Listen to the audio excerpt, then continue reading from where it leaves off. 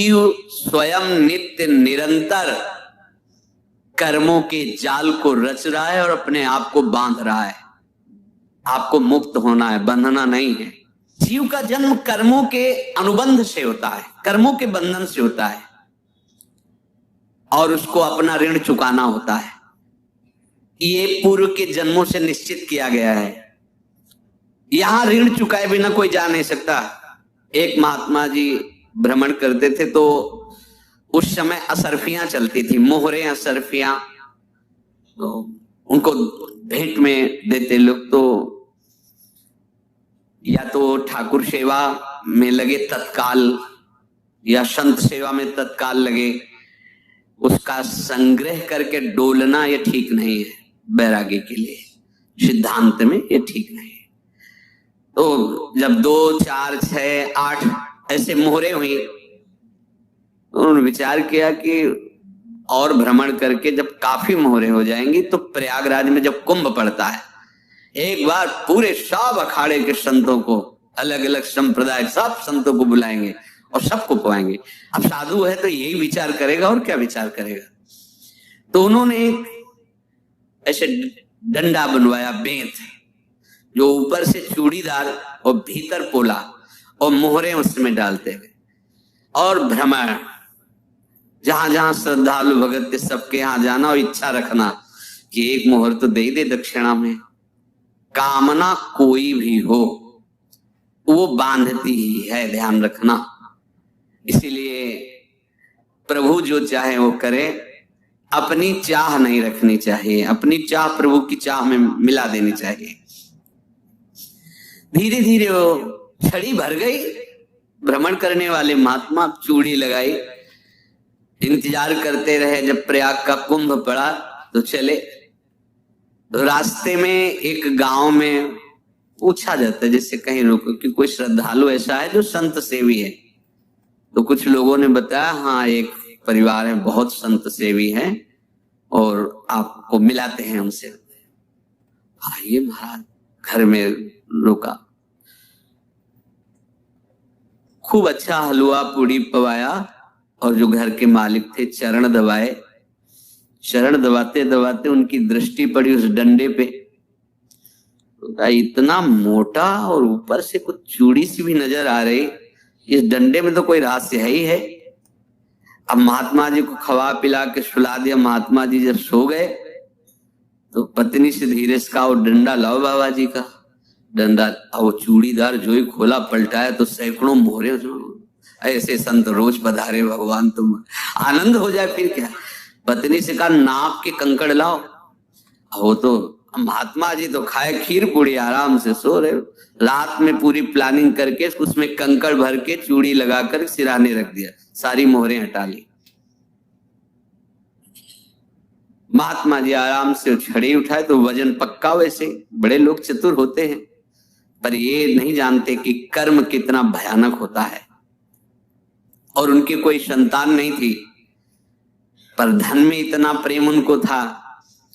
बहुत सावधान रहे। साधु महात्माओं के पास जो अर्थ है, गृहस्थी अगर आता वहीं से है, पर अगर उसको जोर जबरदस्ती या किसी छल कपट से, तो वो उसका विनाश ही करता है। आज तक का प्रमाण है। अब उनको ये भाव पता नहीं होगा, या पता होगा तो लोभ के कारण वो उसको मान नहीं पाए होंगे। महात्मा जी गए प्रयाग में, किसी अखाड़े पर रुके और वहां प्रार्थना की कि कल जो है संपूर्ण अखाड़ों का निमंत्रण किया जाए और सब संतों को भोग पवाया जाए और उनको दक्षिणा भी दी जाए। महंत ने सोचा कि बहुत बड़ा है तो उत्सव है, क्योंकि प्रयाग में कितने हजारों संत महात्मा सब।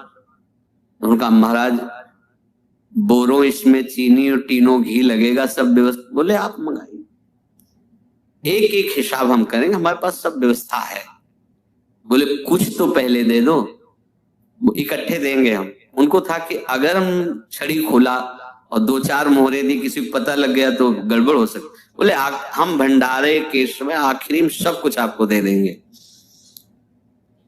ठीक है।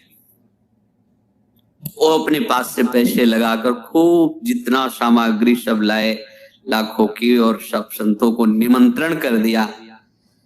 संत जन निमंत्रित हो गए, भंडारा बन रहा है। तब वहां के महंत है, उनका देखो भंडारा भी बन रहा है, संतों को निमंत्रण।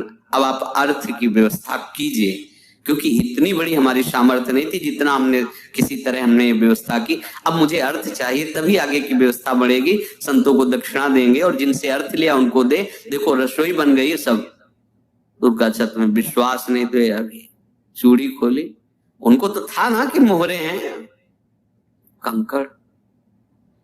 तो अब जिससे कितना उनको सदमा लगा होगा, हजारों संतों का निमंत्रण, रसोई बन, संत होके छल कपट।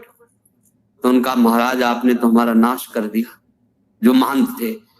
अब बताओ रसोई बन गई, संत निमंत्रित हो गए, आप ये कंकड़ दिखा रहे हैं हमको, आपने तो हमें बर्बाद कर दिया। हमारी इतनी सामर्थ्य नहीं थी, आप पहले बता देते, संत होकर ऐसा छल कपट।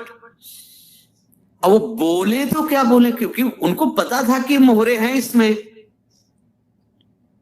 अंदर से उनका चिंतन गया उसी सेठ के पास, अच्छा ऐसा धोखा हमारे साथ किया, भोगोगे तुम। ये जो निकलता है ना भोगोगे, ये अकाट्य होता है। क्योंकि किसी का भी हृदय, मान लो किसी भी जीव जंतु को आप कष्ट दें और उसका हृदय आह भर जाए, तो वो आह वज्र की लेख है, तुम्हें भोगना पड़ेगा। वो देखो भीष्म जी को भोगना पड़ रहा है, सांप को ऐसे धनुष की नोक से उठाया और बंबूल के कांटों के ऊपर फेंक दिया, कई दिन तक छेदा हुआ, वो आह भर करके मरा। तो आपको 6 महीने बाणों की सैया पर आह किसी की ना लेना जिंदगी। कोई ऐसा कोई आह भर करके कह दिया तुम समर्थ हो, हम तो कुछ कर नहीं सकते, और अंदर से दुख, फिर तुम्हारी सामर्थ्य काम नहीं करेगी, मिट्टी में मिला देगी। फिर ये तो संत थे और भगवत आराधना के लिए, संत आराधना के लिए ही ऐसा किए हुए थे। अब इनका कैसे मुंह दिखाएं, अब क्या करें। सुबह संत जन आएंगे, सबके बीच में हमारी ये देखो इन्होंने, अब क्या करें। गए और संगम में जाके छलांग लगाए, अपने प्राण त्याग दिए। अब उनके तो पास मोहरे थी और व्यापार बढ़ा, और 9-10 महीने बाद ही लड़का हुआ।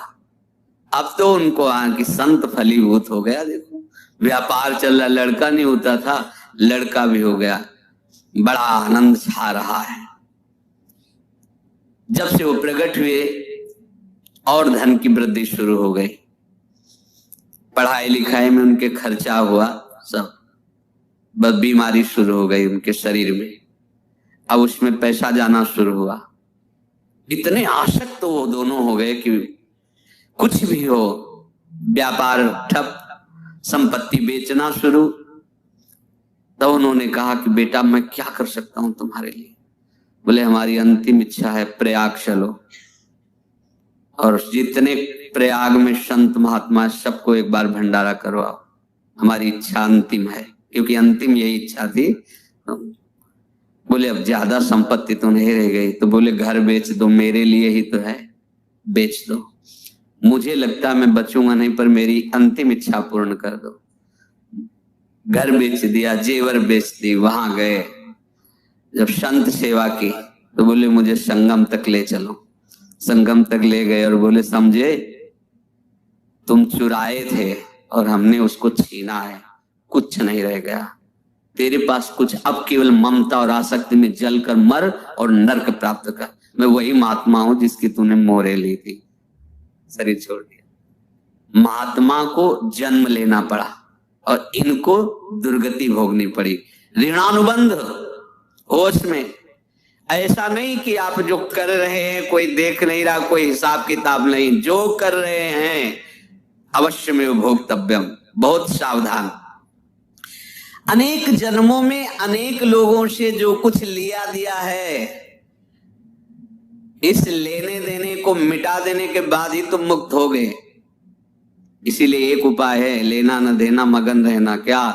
मालिक को समर्पित हो जाओ, मालिक को अपना माना हुआ समर्पित कर दो, खत्म। अहम त्वाम स्वरूपापेभ्यो मोक्षयिष्यामि, सब खत्म। आगे पीछे लेना देना सब खत्म।